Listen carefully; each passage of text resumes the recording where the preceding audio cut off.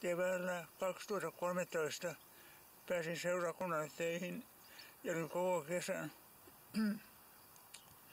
No, olisin päässyt seuraavanakin vuonna, kun sitten sairastuin. 12. marraskuuta 2013 aamulla, kun olin lopettelemassa aamupalan syöntiä, niin minulla rupesi puutumaan tämä käsi. Ja sitten mä ajattelin, että se on ohimenevää. Sitten rupesi puutumaan tämä vasen jalka. Ja sitten rupesi pikkuhiljaa menee voimat jalasta. Ei ole tullut hälyttää ambulanssi. Ja just pääsin ulkorappusille, että ne voimat meni kokonaan. No, ensiksi tuli ensin vastaauto. Ja sitten hoitaja sanoi, että samalla pisti tippaa käteen, niin Kristiina Kapuin ambulanssi on Vaasan keikalla. Ja sitten hälyttiin naapurikaupungista ambulanssi. No sen tulo kesti noin 20 minuuttia. Ja kun se tuli, niin minut nostettiin ambulanssiin.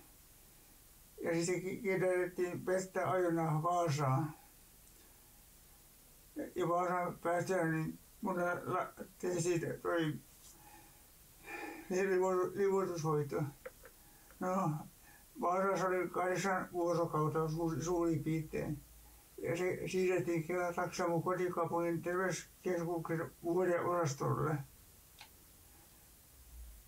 Ja sitten sen jälkeen pääsin kotiin hetkeksi aikaa. Minä sain myös 3 kuukautta ajokieltoa, josta tästä aivoinfarktista. Ja tämä kesti 3 kuukautta. Ja kun sain ajoluvan takaisin, jouduin suorittamaan B-luokan ajokoen. Ja niin se ajon tapainen. Ja suoriuduin hyvin siitä. Ja sen takia mun ajokortista tippui C-luokka pois. Sitten pääsin Pietarsaaren kuntoutuslaitokselle kuntoutukseen. Ja siellä oli noin 2 viikkoa. Siellä se kotiutettiin kotikuntoutukseen. Kiitos kun katsoit tämän videon. Jos tulee jotain mieleen, kirjoita tuonne alas. Ja please tilaa kanava ja peukuttakaa.